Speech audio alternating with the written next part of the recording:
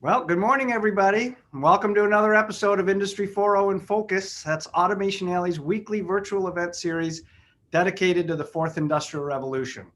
So each week, as you know, if you've been tuning in, we're talking about different topics in our 2020 Technology and Industry Report.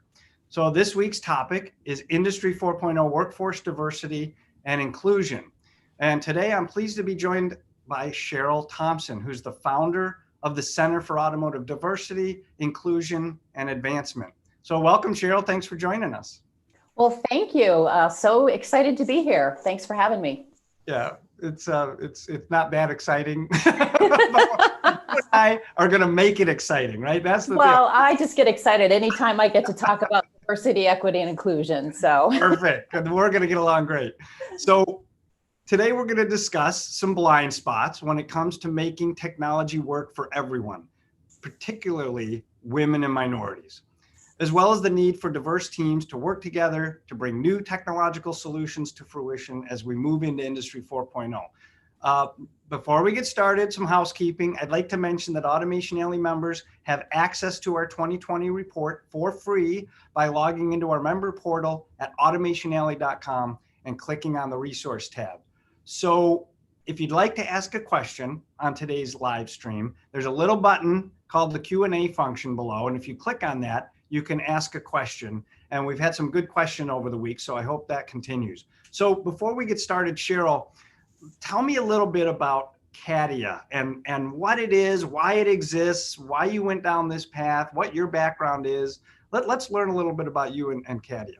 Great. So I have about 34 years in automotive. My first job at Ford Motor Company was actually washing dishes in the basement of World Headquarters. And I was fortunate enough, yeah, that was literally the story from dishes 19 years old. That's right. Wow. Yeah, so they were looking to recruit women and minorities into the apprenticeship, into the trades. And so I thought I was going to be an electrician or a pipe fitter. I knew what that was. And they were looking for people to get into tool and die. So I thought I was going to make tools and dye them. Yes. First time I've ever heard that. That's actually awesome. And my dad was an engineer and he's like, no, kid, that's not what you're going to do. So I found myself at the Rouge complex, one of 6 women among 600 men going into this trade. And boy, I just learned so much and it was a great foundation for engineering. So moved my way up in Ford Motor Company, spent half my time on the vehicle side, half the time on the powertrain side, always in operations, manufacturing, engineering, product development, and really gave me an appreciation for how much companies are missing out on when we're not looking at all of the available talent. It's just really an underutilized resource. So I retired from Ford in 2017, spent about 1.5 years at American Axle and Manufacturing, just to get the other side of things, be on the supplier side and in a different culture and environment. And we formed CADIA in 2018. And we are a nonprofit, so a 501c3 dedicated to advancing diversity, equity, and inclusion inside automotive.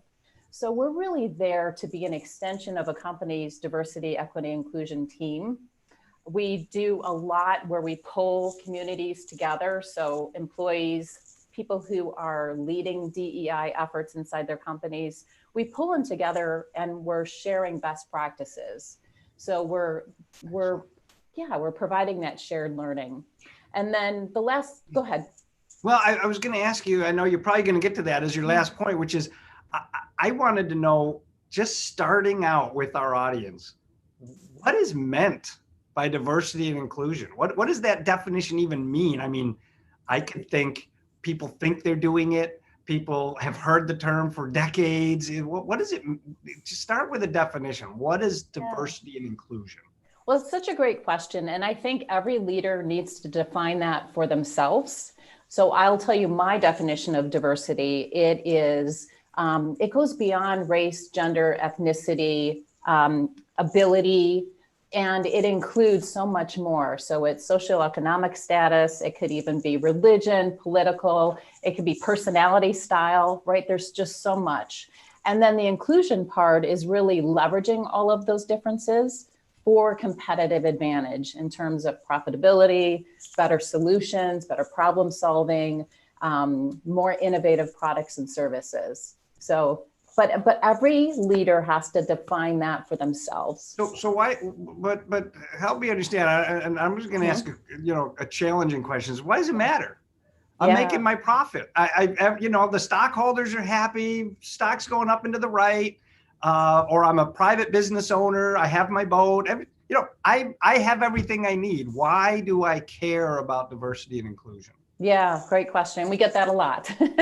So there's a number of different reasons. I mean, a lot of the big investors, so Vanguard, BlackRock, and Goldman Sachs have all said, we're not going to invest in companies if there is not diversity on boards and the top leadership levels. And there's so much transparency. If I am looking for a job, and millennials and Gen Zs really value diversity and inclusion, they can see who's on the board, they can see who's on the executive leadership team. So it matters for talent.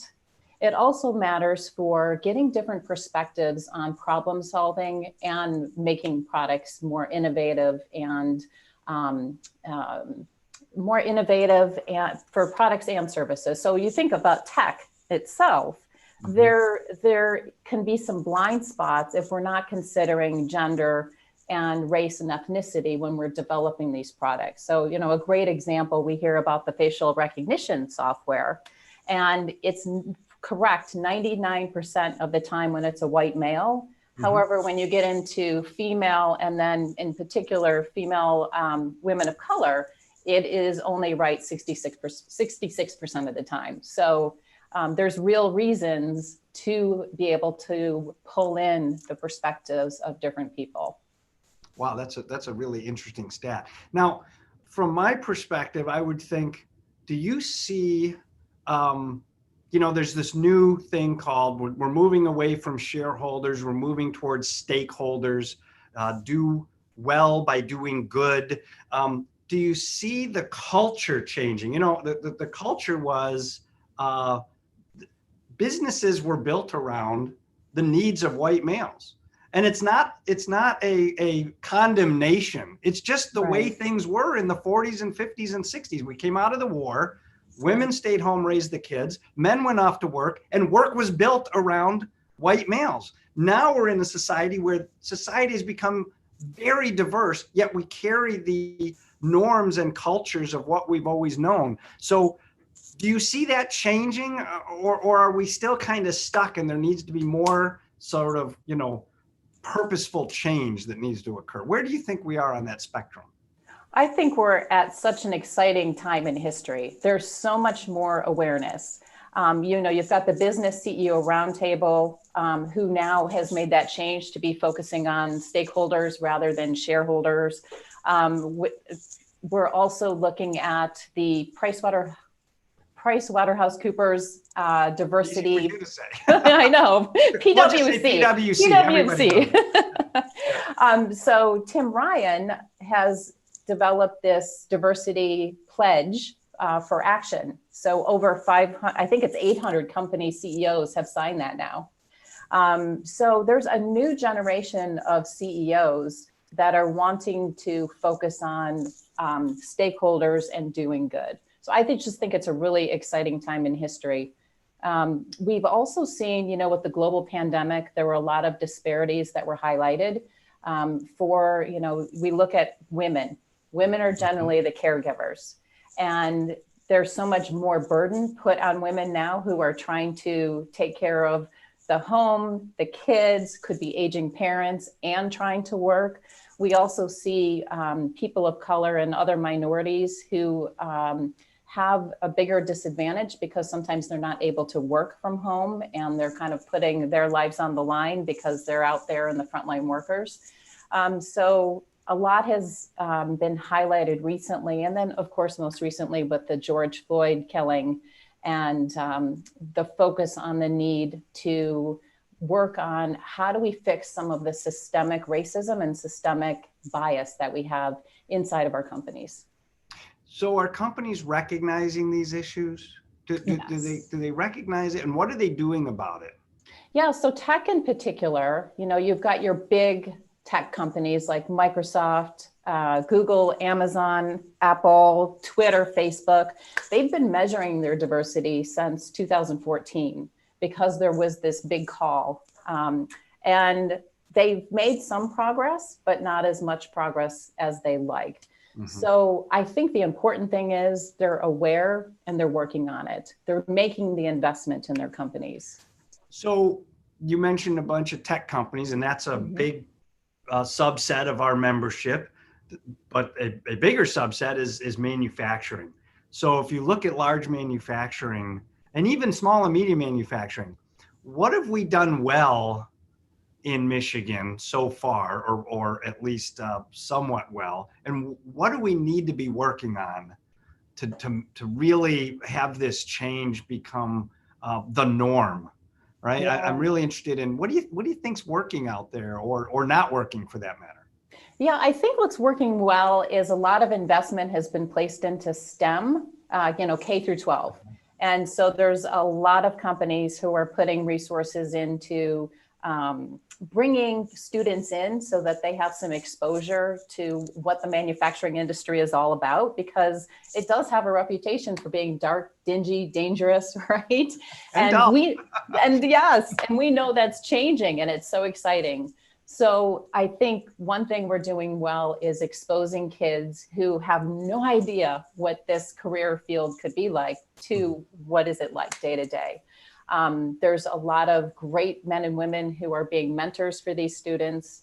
And so I think we're doing a better job there. Where I think we could work a little harder is once talent gets in the door, how do you watch that talent throughout the life cycle of an employee? So, this goes to the onboarding, this goes to team meetings, it goes to individual development discussions with the person's leader. It goes to creating inclusive cultures where people feel really valued, heard, and like they belong. So I think that's where we need to focus, and really keeping an eye on diverse talent as they progress throughout the company, that whole life experience inside. So there's opportunities for large companies and there's opportunities for small companies. And there's different challenges. So if I'm a CEO of a smaller company, I have resources, but I'm small, and they're listening today, what are some things that you would advise them to do to say, here's how you start your journey to be consciously competent as you work through these diversity and inclusion issues? What would you advise them, Cheryl? Yeah, so I would say, first of all, having a discussion at the C-suite level. So figuring out for your team, why do we need to start looking at diversity, equity, and inclusion? So really looking at where are we at today? So getting our numbers, how are we at in terms of representation throughout the entire leadership pipeline? A lot of companies will look like a pyramid where you may have great diversity at the bottom, in the non-technical roles. But how are we doing at all levels? And if we're not doing well, what plans do we have in place to develop diverse talent? So mentorship programs, perhaps sponsorship opportunities, professional development, career development, leadership development. But it really it has to be led from the top, and it has to be seen as a priority so that all leaders of people can get on board. So I think that's a good place to start. There's so many great free resources online. I'll share my favorite one. It's called the GDIB, so Global Diversity and Inclusion Benchmark. This is a GDI benchmark. Yeah, GDIB, Global Diversity. GDIB, okay. Yep, just Google it, GDIB. And it's a free resource, and you can do a self-assessment of your company, of your organization. If you can use the tool for free just to learn, but if you want to do the assessment, all it takes is an email to the authors, and they give you permission and they turn it around like that. But that looks at 266 benchmarks across 14 different categories. And you can see in each area, how are we doing? And it looks at 5 different levels, all the way from like beginning or inactive to where companies are thinking, well, this is a problem that has to be solved. You know. Do you think that if you're a medium or larger company, there are job descriptions that are written that not intentionally, but unconsciously eliminate large swaths of people that could be qualified with a little nurturing, with a little nudging, with a little extra training, and they just go for the, well, but this is the job skill set I need, and therefore my only pool of candidates is a bunch of white men 30 to 50 years old, because that they were exposed to that skill, even though there's plenty of others. How do you tackle that kind of problem? Yeah. Well, the benchmark survey that I was talking, or assessment that I was talking about, addresses that. Oh, awesome. Yeah. So it's looking at some of those systemic things of job design, job classification, how those job descriptions are written, because a lot of them are written unconsciously to attract men, where it's more competitive. It's more like, ninja. Oh yeah. It's just more masculine. So that's one thing to look at. And then the other thing is expanding your view of your network to where are places that we're going to look to recruit from. So there's a lot of different things to look at in terms of recruiting. And then, like you say, sometimes it does take nurturing. It's been said that, women will look at a job description and say, oh, I don't meet 100% of the qualifications, where a man will look at it and maybe meet 50% and be like, okay, I'm in. Right? I'm overqualified. Exactly. I better ask for a raise. Yes. So funny. So funny. Yeah.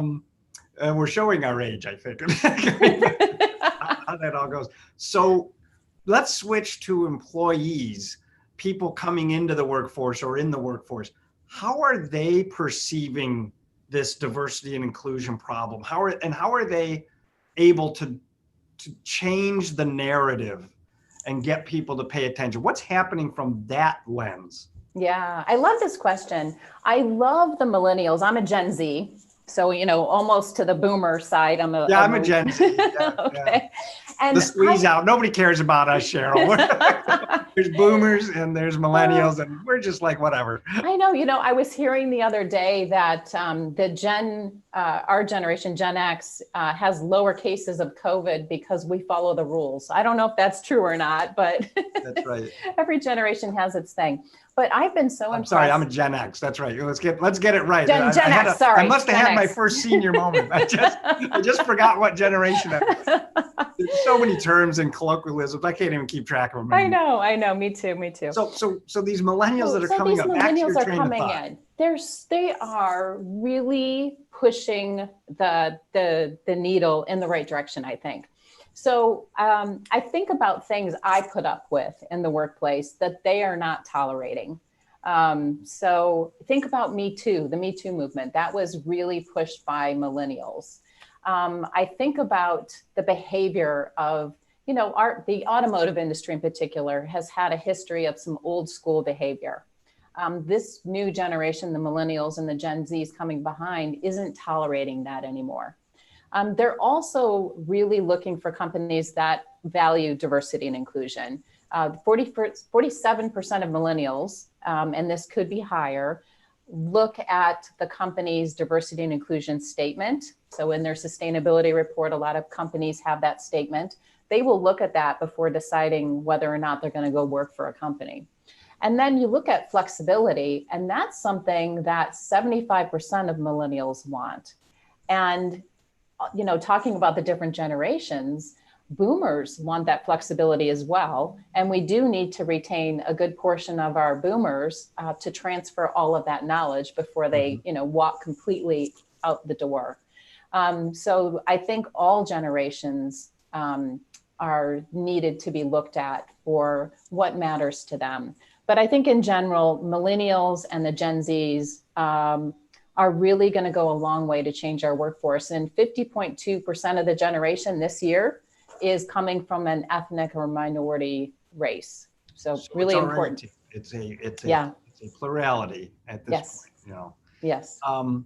So you said something interesting. So millennials and zillennials or Gen Zs, they're looking at your diversity statement or lack thereof. Right. And before, they're not even giving you a chance to interview them. You don't even recognize that you're not getting them because you didn't have the right statements, policies in place that they felt comfortable being a part of. That's correct. I think that's pretty profound It because is. it's a blind spot. You wouldn't even know it's happening. And Right. you're wondering why your candidate pool isn't as strong as you would like it. That's right. That's right. Fantastic. So then let's shift gears back to the employers and say, how does an organization go about implementing a strategic plan that would have diversity in it? Because we're getting into strategic planning season for next year, and people start to think about these issues. What do you do to go about implementing some kind of strategic plan that includes diversity and inclusion? Yeah, so I would say think about 3 C's. So number 1, clarity. So why do you want to work on diversity, equity, and inclusion? And what does it mean for you? The second is connection. So you want to make sure that you're not creating something that sits over here on the side. You want to make sure it's connected to your company's objectives that already exist. So how are you going to use diversity, equity, and inclusion to fulfill the business objectives that you've already set, to fulfill the mission your company already has? And it should be aligned with your company's values. So connection is the second C. And then the third one is content. So what are we going to work on? There's so many different things that you can work on in diversity, equity, and inclusion. You know, what is going to be our top 1 to 3 things that we're going to work on this year? And then realizing it's a journey. And like I said, that tool, that assessment that's out there does a really nice job of showing all of the different possibilities. And the recommendation is to start with the foundation, which is getting the leadership team on board and figuring out, you know, why are we working on this and what does it mean to us? So, you know, one company that I talked to said, it's very clear for us. This is a competitive advantage. We feel like women and minorities are an untapped resource. Therefore, it's a blue ocean. We're going to go get it. Yeah, nice. Right? No one else is tapping into that. We're going to go get it. Another company that we talked to said for us, the very important thing is engagement. We have a great workforce, but we know that not everybody is engaged as they could be. So how do we work more on the inclusion part and the belonging part so that we're getting as much as we can out of everybody? In fact, some companies are saying, we're going to call it inclusion and diversity instead of diversity and inclusion, because diversity, you know, it's one of those polarizing words. A lot of people feel like it's a zero-sum game. So if women and minorities are getting positions of power and influence, they feel like maybe they're going to be losing out or somebody's taking something away from them. Yeah, right. and a danger of the culture within the workplace. That shouldn't be, but it is. Right. So Duck Abrams said, hey, great resource, GDIB. That was awesome. So thank you, Duck, for sharing that. And thank you, Cheryl, for sharing that. So Cheryl, I had one final question for you. Yes. And the question exactly mirrors Scott Phillips' question. So we have a question awesome. from Scott. He asked the final question, which is, how does diversity and inclusion impact successful adoption of Industry 4.0? And you and I were talking about 3D printing, and that was one of your strategic initiatives that you were responsible for at Ford. So how does diversity and inclusion tie into all of this new technology, these Industry 4.0 principles? Yeah, that's such a great question. So I think it is, you know, we were talking about 3D printing, and you know, when I was at Ford, we had a lab where we had all of the additive manufacturing equipment. Mm-hmm. And it was difficult to get investment sometimes to get to the newest technology. So the more that we can equip people of all backgrounds with this technology, that is a way to really push it forward and see what it can really do in terms of the development of new technology. So that's just one idea, but it's looking at all of the stakeholders that are involved, like we were talking about earlier. So the communities that our companies sit inside of, not only the current talent, but the future talent pipeline, and making sure that they have what they need. And look what happened with this global pandemic and everybody having to switch to work from home instantaneously. You think about what did everybody need to be able to do to work from home? So looking at broadband access, access to computers, so that everyone can be set up properly. And I might argue that, so if you look at Industry 4.0 and you have artificial intelligence and 3D printing and modeling and simulation and virtual reality and augmented reality and new materials, all of these technologies are coming together at once. And how you stitch them all together is not clear. It takes a great deal of intuition to sort of see how over all of these hills at once and how they're all going to meet back together. And the way you get intuition in a company is you bring diverse views and you form a pattern, a chart, a way forward.